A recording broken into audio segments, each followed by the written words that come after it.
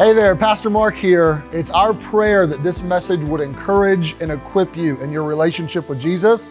We're able to provide this content due to the joyful generosity of our financial partners. And if you'd be willing to join that tribe and help get some sermons like this around the world, you can donate at harvestbaptist.info/give. God bless. And here we are in the book of 2 John for just a small handful of weeks. And I thought perhaps the best way to introduce this book would be to tell you about the Liars Club in Burlington, Wisconsin. I don't know if you've ever heard of this, or perhaps some of you would be members of this, who knows? But you can join the Liars Club for an annual fee of $1 and a lie. If you can tell a good lie, they'll let you into the Liars Club. Some of the lies that have gained people admittance into the club are as follows. My wife's feet were so cold that every time she takes her socks off, the furnace kicks on. That was a lie that got someone in. Another man said that one day they were fishing and the fish were biting so ferociously that he had to go hide behind a tree when he baited his hook because the fish would jump out of the water after his worms. Another gentleman said that he cut down a tree on a foggy day and it fell, but just a little bit, and it didn't really fall over until the fog lifted because the fog was so thick. A guy from Alabama, or Rich, you'll love this one, you're from Alabama.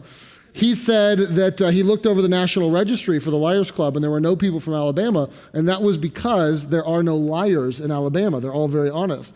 And the Liars Club looked at that and they were so impressed with that lie that they gave him a lifetime membership. Now, we look at something like that and honestly, it's silly. Those aren't lies, they're more of tall tales. You know, the fish that are jumping out of the water and the fog that's holding the tree up and these sorts of things. It's similar to what we would do around a campfire. You know, tall tales are harmless, they're fun, but lies that are really meant to deceive people or be dishonest, those are anything but harmless or fun. And I bring that to your attention because the book of 2 John starts out talking about how we need the truth. How we don't need or want lies in our life, but we need the truth. Specifically, it's going to tell us that we need to walk in the truth and we need to live in love. And we're going to read the first 6 verses together. And if you're in the habit of marking in your Bible or maybe highlighting on your iPad or whatever it is, I want you to do me a favor and just circle or highlight all the times you see truth mentioned just in these first few verses. Here it is, 2 John 1. If you haven't found it yet, that's towards the very back of the Bible. Once you get to Revelation, you've gone too far, but you're real close. You're in the neighborhood. But 2 John fits on a page. This little postcard of an epistle starts by saying this: the elder unto the elect lady and her children. Now let me just pause for a moment and say, what does that mean? The elder, this is the author, unto the audience that he's writing to, is the elect lady and her children. So who are these people? Well, the elder would be someone who's older, we know that, probably someone who has a bit of gravitas, someone who's maybe confident in their own skin. For you to write a letter and say, hey, signed the old man. Yeah, it takes a certain amount of life and maturity just to refer to yourself in that way.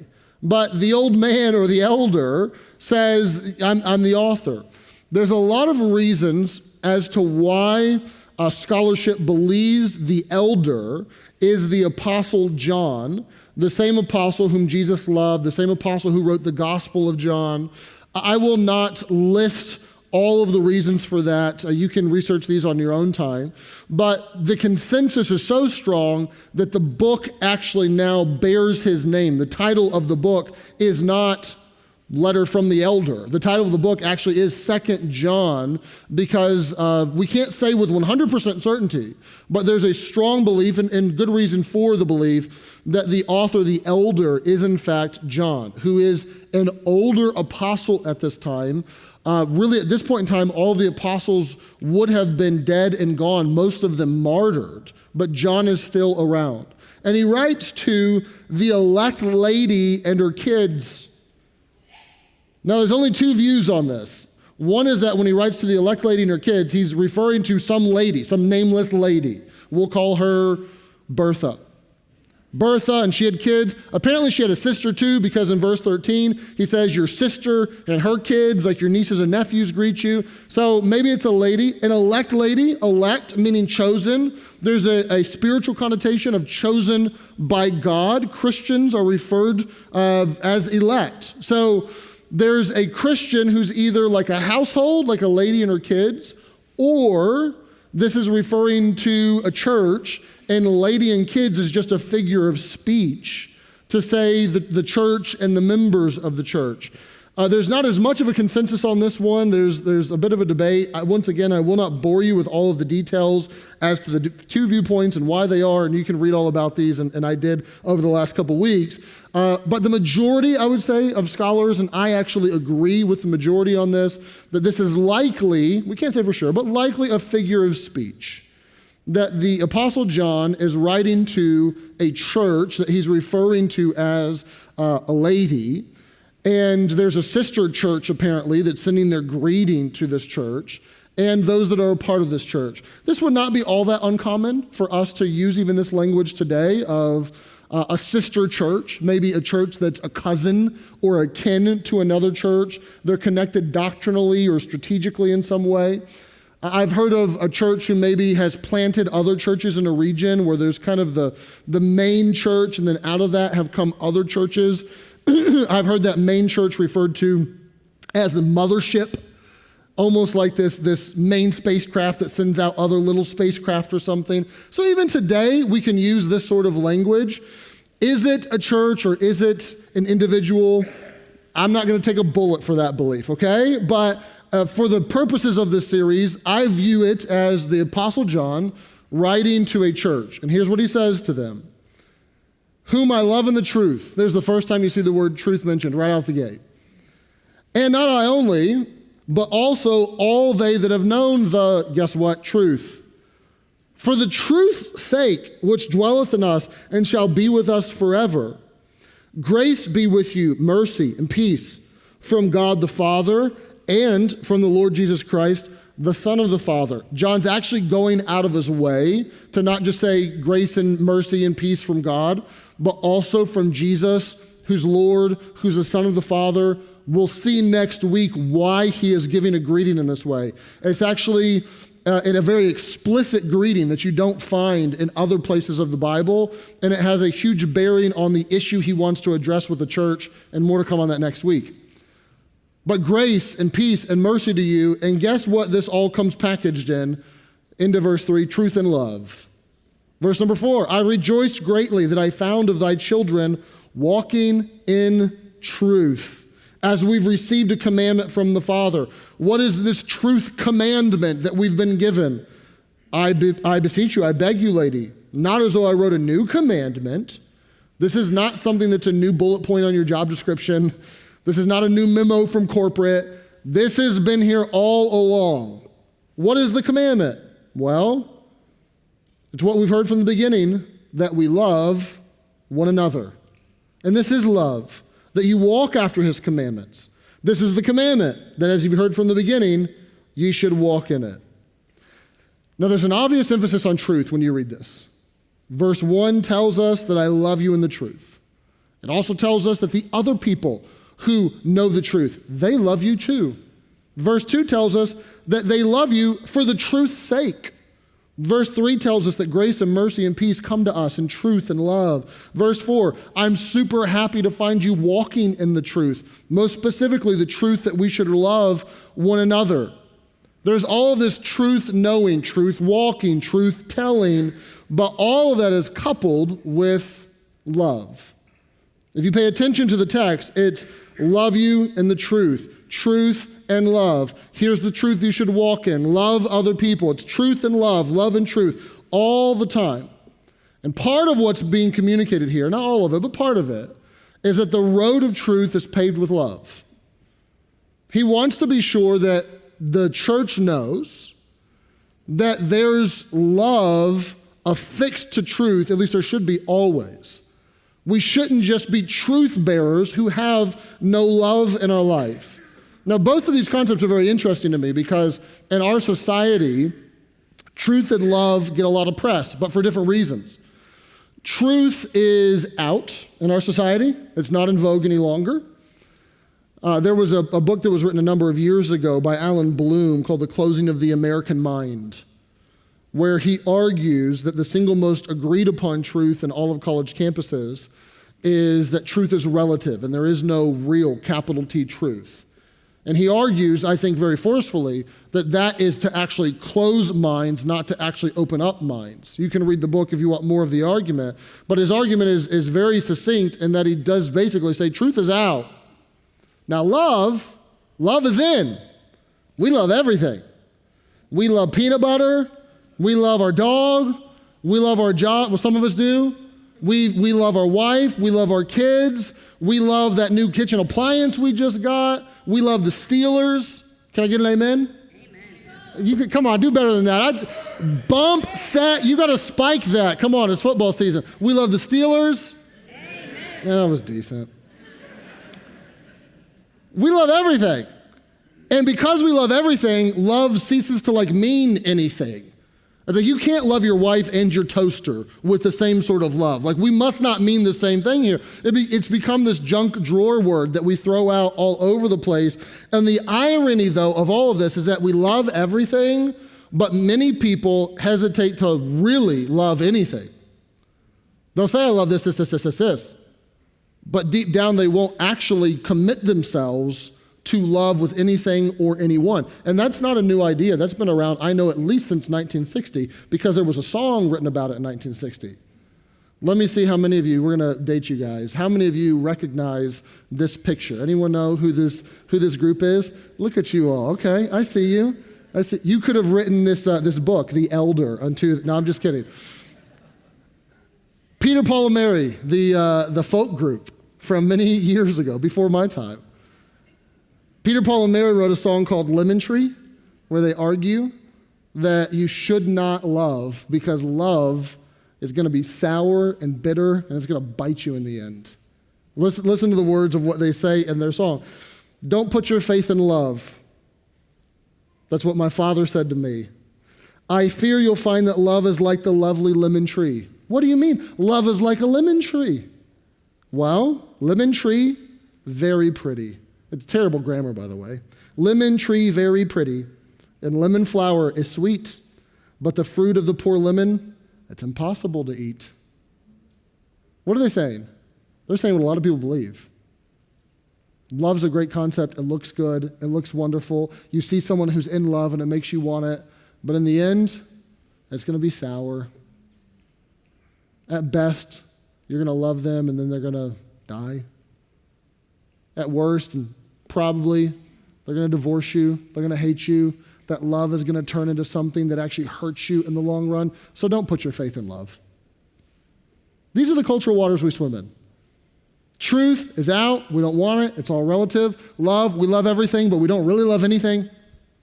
This is why, at least part of the reason, why there is a fundamental aversion to marriage in many young people nowadays, because I'll say I love you, we'll move in together, we'll maybe combine some finances, we'll do some things, but to actually commit myself to you, to marry myself to you, to legally bind myself to you, that's a bridge too far.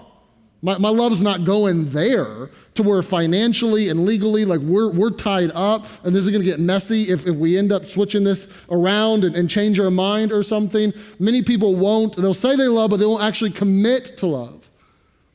And John steps onto the scene with a beautiful, beautiful truth, that we need truth. We have to have truth. We have to walk in truth. We have to know truth, but the road to truth is supposed to be paved with love. Truth and love are supposed to go hand in hand. I read about an 11-year-old girl and a 9-year-old, soon-to-be 9-year-old brother, and they fought like cats and dogs all the time. And she went out of her way on her brother's birthday to make a handwritten card. Best I know, true story.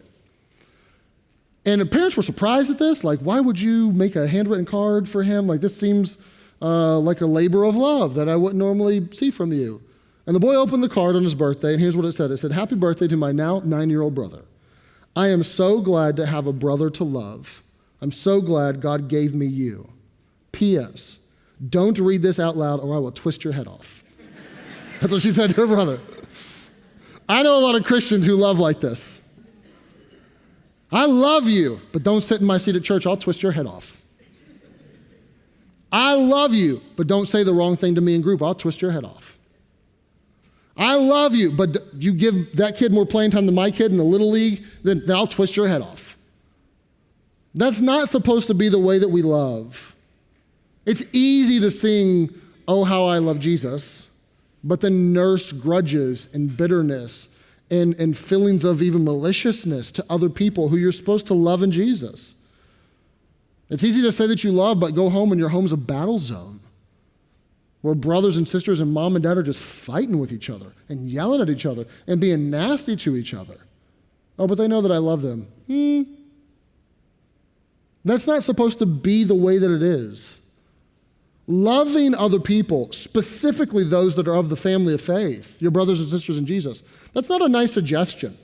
And John goes out of his way to point that out. If you read verses 5 and verses 6, he's like, this is a commandment, and this is not a new commandment, so don't pull the, I didn't know. Like, this is an old commandment that we've had the whole time, and the commandment that you need to walk in. This is not optional. This is not negotiable. This is not something that's like a cool suggestion. This is a rule. The rule is we love each other. That's the rule. There's a lot of truth, but there's truth in love. And I love you in the truth, and the road to truth is paved with love. There's no footnotes, there's no exceptions, there's no parentheticals. It's not like, well, I love them unless they're annoying. I love them unless they're Enneagram 8. I don't get along with the Enneagrams 8. You know, I love them unless they do this or that's not how it goes. No, there's love that Christians are supposed to have to each other. And the fact that God commands us to do this should tip our hat to the idea that it's not effortless. It is not effortless to love. Even the person that at one point in time it was effortless. Maybe you were dating, engaged, married, and that love felt so easy. It felt so effortless. You're falling, right? You're falling in love. All of us know that even that sort of love will take effort. Over the course of time, there will be many, many, many moments where it's not going to be easy. It's going to be a command that you have to choose to obey, sometimes even dutifully, because we're supposed to. Let's take a little trip to the honest planet for a minute, shall we? Some people aren't easy to love. I think there's a country song about this called Hard to Love. I'm not endorsing the song. I'm sure it's great, maybe. I don't know. But some people are. So, some people in your family, some people in your church family, some people are hard to love. Some people, it seems like the Grinch was their daddy, and they're just grumpy all the time. Some people look like they drank a jar of pickle juice before they talk to you, and they're just sour all the time. Some people are sharp and prickly and harsh or downright mean. Are we supposed to love them too? Yeah. Even if they go to church with me? Especially if they go to church with you. Does that mean that you get a hall pass to go be sharp or prickly or be a little porcupine to everybody? No, it doesn't mean that. But it does mean that we have a command to love everyone, no matter how we perceive them or what they're like to us. And if we're truly on the honest planet, let's be honest, sometimes we're the prickly people. You know that? They're hard to love because they're A, B, C, and D. Well, sometimes you're A, B, C, and D. The exact things you don't like in them, you exhibit that behavior yourself sometimes, don't you? Don't I? Someone asked me just this week, I was walking through the lobby and they stopped me and they said, "How you doing?" But it wasn't one of those like, "Hey, how you doing?" It was like, "How are you doing?" You know, it was like one of those sincere ones, right? I'm like, okay, I should think about this for 2 seconds and give them an answer. And my honest answer was like, I'm on edge, like for a month or two. I'm a little cranky. I'm a little testy. You know, I'm a little punchy. There's a lot of reasons as to why that is. I would love to change that. But honestly, like, I'm prickly sometimes, and I'm very grateful. I'm more than very grateful. I'm enormously grateful that even in my hard to love moments or weeks or months, that God still loves me. I'm very grateful that in my hard to love moments that woman on the front row Not those ones, that front row. That she still loves me. That it feels good. And the idea for Christians is that if you know what it's like to have the love of God like thunder out of eternity from his heart into your heart, and you feel his love and you know his love, even when you're a sinner, he loves us. Even when you're hard to love, he loves you. If that feels good to receive that, then go give that. Go give that to other people. Jesus went out of his way on the Sermon on the Mount to say, if you love them which love you, what reward do you have? You don't get a cookie for that. There is no star on your little chart of love because you love the easy to love people. He says, I want you to love them that are your enemies. I want you to bless them. I want you to pray for them. I want you to love them. He says, that's where the real money is, when you're loving the hard to love people. And John steps onto the scene to say, listen, we got to have truth, but the truth is always, the road to truth is always paved with love. There has to be love coupled with this. It's this sort of actually inconvenient love that possessed the church, and they were known for in the early years of the church. Lucian, who's not a Christian, but a Greek writer about 100 years after Jesus, said of the early church, quote, "It is incredible to see the fervor with which the people of that religion," and I love how he said like that religion, he wasn't a fan, "they help each other in their wants. They spare nothing. Their first legislator," it's interesting that he called Jesus their legislator, "has put it into their heads that they're all brethren." What an interesting perspective from an outsider to say the founder of their religion somehow brainwashed them that they're all family, and so now they just like care for each other all the time in these crazy ways. They give of themselves and they help each other and they think they're a big family. Like he wasn't even trying to give them a compliment in this moment, but little did he know he's giving them the biggest compliment, that these people love each other like family. That's how the church is supposed to be. If Lucian lived today, could he say this of the church at large? Or maybe a better question, could he say this of our church? To be honest, I think that he could. I think that this is one of the touchstones in our church that's so beautiful, that I've seen over and over and over and over and over again. You all, many of you, go through hard times, physical, financial, emotional, so many ways, and the body come and love and help and care and give. I've seen that. My wife and I, over the last year and a half, have experienced it ourselves in unbelievable ways that we would have never imagined someone would do, with you all just loving for us and caring for us and texting us as we've gone through a difficult season. Like I see this all the time, and I'm so grateful for this. It's not to say that we're perfect, and it's very possible that you're here and you went through a hard time and you felt like your group didn't love you the way that they should have, or you didn't get enough calls or texts or notes or check-ins or those sorts of things. We're not perfect. But the vast majority of the time, what I see over and over and over again is you all loving each other. And I just want to say, thumbs up, keep that up. We want truth, but we don't want truth at the expense of love. We want to love each other and love each other well. And the reason we want to do this is because the truth tells us to. Truth propels us into love. Actually, John said that in the text. He said, I love you, and so do all the people who know the truth. Verse number 2, he says, it's because they know the truth that they love you. The truth pushes them into love. You say, well, what truth is that? Well, I think maybe 1 John gives us the clearest picture of this, because 1 John, he says, and I just want to read this, it's so beautiful. Beloved, the people that are loved, let us love one another, for love is of God, and everyone that loveth is born of God and knows God. He that loves not doesn't know God, knoweth not God. For God's love, verse 10, herein is love. You want to know what love is? Here it is. Not that we loved God, but that he loved us. And he sent his son to be the propitiation for our sins. So beloved, if God so loved us, we ought also to love one another. The logic holds. If we all know what it's like to have the love of God, then we love each other. We're supposed to do that. There's truth, but the road to truth is paved with love. And it's so important that he points this out, because what John is going to criticize his church for, and what you're going to see next week, is that they've actually gone so far into love that they've escaped the truth. They are shelving the truth in an effort to love people well. And he's going to correct that. But before he corrects that, he doesn't want them to stop loving. He wants to be sure that they know we need truth, but the road to truth is paved with love. But then he's also going to tell them the opposite of that the river of love should be channeled and constrained by truth. Some of you are so good at truth-telling and shooting straight with people and giving them, the bare bones, like faithful are the wounds of a friend, and I'm here with my scalpel to wound you constantly, Some of you are wired that way.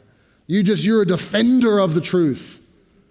And you need the first note. They're like, you gotta go love some people. Like, have a heart behind that. Have some compassion. Truth isn't supposed to just be the sterile thing you give to people with no heart. But some of you are so loving and so warm and so compassionate, and you care so much that you at times forget the truth. And he also wants them to know, no, the river of truth has to be channeled by love. The moment that love overflows the banks of truth and overruns it, a flood starts to happen. And floods are disastrous. Floods are dangerous. So he tells them, we have to have both. What does he say in verse number 1? I love you, but I love you in the truth. What does he say in verse number 3? Truth and love. What does he tell them? You need the truth. You need to walk in the truth. The truth is that you should love people, but you need both of these. I love how he puts it in verse 4, that he's so glad to hear that people are walking in truth. The reality, though, is that the walk in truth is an uphill walk sometime. I mentioned earlier that truth is no longer in vogue in our society, and to add to that conversation, truth has been out of style for a while. For a number of decades. I am a bit hopeful, and I'm seeing little whispers of this, that truth is becoming more in vogue, and people are fed up with the fruit of what they've been taught for decades. I mean, if you think about it, there's a lot that converges here, but at its most maybe simplistic level, you have the bulk of our society who stepped into a public school educational system that's taught them an evolutionary theory for origins, which, taken to its logical conclusion, leads you so far from truth or anything substantive. The idea that there is not a creator, a designer, a truth teller, a truth arbiter, someone who instills a moral compass in us, that does not exist, but we are just chance and time and happenstance. And it's just kind of evolved one thing into the other. That sort of idea leaves you with no foundation for any sort of real moral code that you can affix to everyone. It leaves you with no real truth. And then those people have stepped into college campuses and been told basically that all truth is relative, and that you can't really find any capital T truth. But what's happening is now, decades later, these concepts are producing tremendous pain in people. These concepts are in some ways at the root of even a lot of societal pain that we have right now. Society-wide, I don't know if you've noticed this, but there's a bunch of people that have been programmed with, your truth is your truth and my truth is my truth and both of our truths are valid. And guess what it has not produced? Peace, harmony, loving relationships. You know what's not happening? You would think, if everyone believed this, that there'd be a group of people that says, you know what? You believe that you can mutilate 9-year-olds because they believe they're a boy trapped in a girl's body, and you know what? That's your truth. And I believe that if we're not willing to give 9-year-olds a cigarette because it could affect their lungs, that maybe we shouldn't give them the option to cut off parts of their body and take hormones and destroy their reproductive system. But you know what? That's my truth. So you have your truth, 2 thumbs up. And I have my truth, 2 thumbs up for me, and we'll just agree to disagree. That's not happening, nor should it happen, by the way. You know what's happening is there's way more fracturing and factionalization and polarization inside of our society at large because no one has truth anymore. It used to be that there were at least like a handful, like 5, 10 bullet points where like no matter if you're left or right, we kind of agree on this and then we're gonna disagree over here. And now because there is no truth, everyone is all over the place like buckshot and everyone's at each other's throats. No one's saying your truth is just as valid as mine, so whoop-de-doo, it doesn't matter. Everyone is arguing and fomenting at the mouth and at each other's throats about this because we've erased truth. Saying there's no truth and all truth is valid has actually produced more anarchy on a societal level than actually having truth in the first place. On a soul level, you know what happens when there's no like truth that you can trust? You have to second guess everything that you do. Was that really the right thing? Well, how do you know if it's the right thing? You can't. Because you have no plumb line. You have no measuring rod. You have no truth. So you can never know if you're really doing the right thing. You can never know if they're really doing the right thing. And that causes a ton of like wheels spinning all the time. It causes a lot of anxiety. It causes a lot of even depression in people. And you're seeing, I don't want to be reductionistic as to why is there a mental health crisis in our country? Well, it's because of no truth, the end. I don't want to be reductionistic, but let's not act like this doesn't play a part. The idea of there being no truth is something that is hurting people and eroding people. And I am sensing that there are people who, even in an age of spin, where spin doctors are constantly putting their twist on the data and on the stats and on the reality, and because of that, people are trusting the media less and less and less. There's a whole host of people that are like, no truth has produced not good results in my life. I'm tired of people spinning everything, and they're just looking for someone who would be authentic and truthful and honest. Even if they disagree, they're craving to like somehow drink from a river of truth. And as Christians, we have a unique opportunity to like step into this culture and say, I know it hasn't been very popular for a long time, but we don't really do this because it's popular or not. We're here to tell you there's truth. We love you, we care for you, we want to help you, but we want to also help you by giving you the truth. Like, we want you to know what's right and wrong. We want you to know there's good and evil. We want you to know there's spiritual forces at play. We want you to know there's a heaven and there's a hell and you're going to spend eternity somewhere. We want you to know the truth. People are wanting an authentic truth teller in their life. And John is here to say that you should love them and you should love them well, but you don't love them to the exclusion of the truth. The moment that your love spills over truth and starts to erase it and erode it is a moment you've gone too far. That has to be constrained by truth. And even on your own personal level, you have to know the truth. There's a fundamental reality to the Christian life that if you don't know anything, like if you don't know the truth, you'll believe everything. You have to have the truth in love. This is exactly what Paul tells us in Ephesians. Listen to this. He says, I want you henceforth to be no more children. Listen, grow up. Stop being a baby. Stop being an adolescent. Stop being a child. What do you mean stop being a child? No more children. No more tossed to and fro. No more spiritual tumbleweed that has no roots, where you're just blown all over the place, carried about with every wind of doctrine.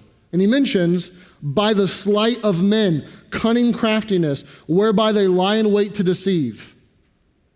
The Wisconsin Liars Club is funny and laughable in many ways, but there is a liars club that exists of people, they want to lie to you, they want to deceive you, they want to manipulate you, they want to control you. That's always been. And he says, I don't want you to be subject to this. I don't want you to be blown around. I don't want you to be manipulated. I don't want you to be gullible. I want you to grow up. Well, how would we do this? Next verse, speaking the truth in love, Grow up into him, Jesus, in all things, which is the head, even Christ. I want you to grow up in Jesus, and I want you to have the truth and love. That's what he says. I want you to have both of these so that you can be more rooted and more grounded. I tried to think this week, are there examples that I could give you, like living color, to help you see where truth and love are mingled well? And it's not one to the exclusion of the other, but they're dance partners and they help each other. And I thought of an example from our church, like this week, and I thought of an example from like the ancient church. I was last Sunday, we had church, and then I was in the lobby. I'd forgotten that it was happening, but there was a meeting happening back in the back of the campus here for the Honduras mission trip that's coming up next summer. I think we're going to Honduras in the winter for a different purpose, and we'll be in Honduras again in the summer. And I needed to be in that meeting because I'm like leading the trip, so I needed to be there. So I got back there, and we're sitting in the meeting. And for the record, it's a medical trip at face value. There's a surgical center there, and there's a surgeon from our church, and those that work in the OR that are coming from our church, and we're going to do some surgeries and help some people, and it's going to be such a blessing. But then there's also just people in the community, and we will help medical missions outreach, run a medical clinic, and help care for people and give people medicine and love them. And it's this, at face value, it is this let's go love people trip. That's what it is. Let's help them and let's care for them and let's give of our time, and let's give of our money, and let's give of our resources, and let's be a blessing to them. But you know what that love is going to have coupled with it? Every single moment or opportunity we can? The truth. We're going to love people well. We're going to care for them. We're not going to expect anything in return, and there's not going to be any strings attached. But every single person, Lord willing, who receives any sort of care, we're also going to sit down with them. When I say we, if you speak Spanish, we would love to have you on the trip because we're going to talk to them in their mother tongue through translators and those sorts of things. Or if you're a medical professional, please come see me. We would love to get you on this trip. But we're going to sit down with them after they've received care, not before, and like, hey, if you, let's talk to you about Jesus, and if you say that you believe in Jesus, you'll get even better care, wink and a nod, right? Not that. Not weird manipulating. We'll love you. We'll care for you. Hey, could we take some time to tell you why we're here?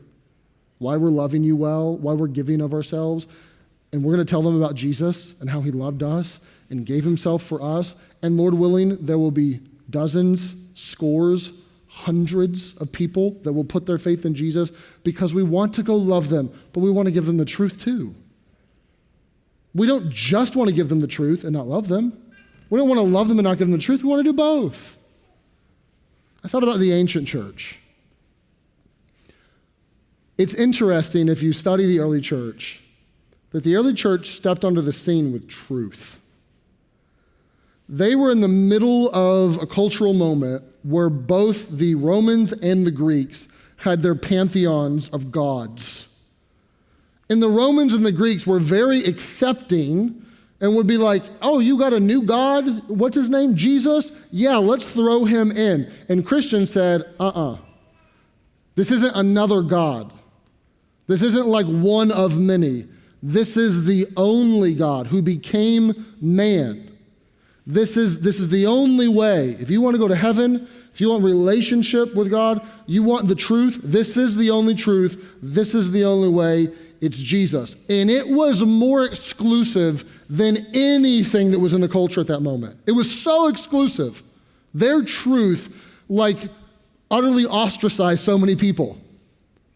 But wouldn't you know it, this super exclusive truth bunch, somehow, some way, became the most inclusive group of people that culture had really ever seen. There began to be these churches with all these people who believed this exclusive truth. But inside of those churches, there was this eclectic bunch of people. There were citizens of Rome and non-citizens of Rome, and there were slaves, and there were free, and there were men, and there were women, and there were rich, and there were poor. And the most inclusive group of people that society could ever find was there with the exclusive truth people.